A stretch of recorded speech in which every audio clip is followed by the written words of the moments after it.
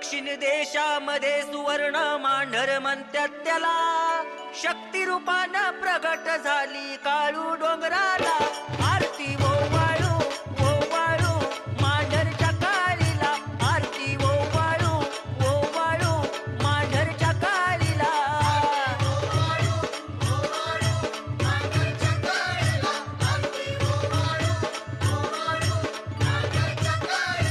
आरती ओवाळू ओवाळू मांढरच्या काळीला, आरती ओवाळू ओवाळू मांढरच्या काळीला.